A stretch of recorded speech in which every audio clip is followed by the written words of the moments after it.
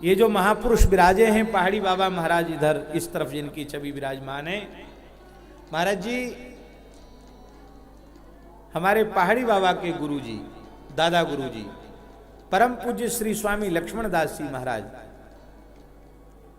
ऐसे विलक्षण महापुरुष महात्मा थे हमारे महाराज जी के गुरु जी।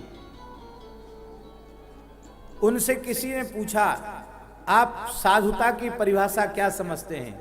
उन्होंने कहा, जिस साधु के मरने के बाद शरीर को ढकने के लिए कोरा कपड़ा न मिले संग्रह के नाम पर, और स्थान में फूटी कौड़ी न मिले संग्रह के नाम पर, उसे मैं साधु समझता हूं। और ऐसा ही जीवन उन्होंने व्यतीत किया। ब्रज के संत थे, शरीर से ब्रजवासी थे।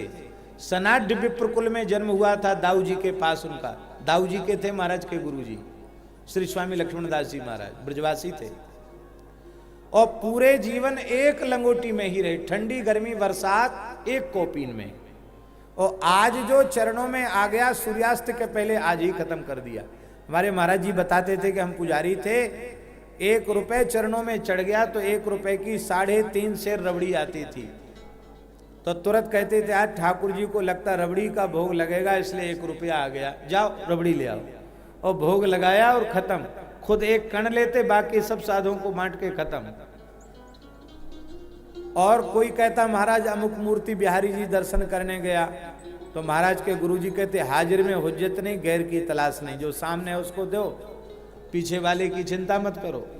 ऐसे थे महात्मा। और जब उनका शरीर पूरा हुआ श्री लक्ष्मण दास जी का, तो महाराज जी कहते थे उनके शरीर को ढकने के लिए स्थान में कोरा कपड़ा नहीं था और संग्रह के नाम पर फूटी कौड़ी नहीं थी। ऐसे विरक्त थे। लेकिन जैसे ही वृंदावन में खबर फैली कि श्री लक्ष्मण दास जी महाराज त्यागी पुरुष हैं, उनका शरीर पूरा हो गया, तो महाराज मंदिरों के ठाकुर की ओढ़नियां और उनके दिव्य वस्त्र, कीमती वस्त्र उनके ऊपर न्यौछावर होने के लिए आए। और महाराज जी कहते थे, इतना भंडारा हुआ, पूरे ब्रज में ब्रजवासियों ने भंडारा उनका, दाऊ जी में अलग, बरसाना में अलग, गिरिराज जी में अलग। ब्रजवासी उनको बहुत मानते थे। एक तो ब्रजवासी शरीर से थे इसलिए मानते थे, फिर परम वीतराग थे इसलिए मानते थे। कहते हमने अपने जीवन में गांव, पूरे ब्रज में गांव ब्रज में भंडारा उनके नाम पर हुआ। ये संतों का ऐसा जीवन होता है।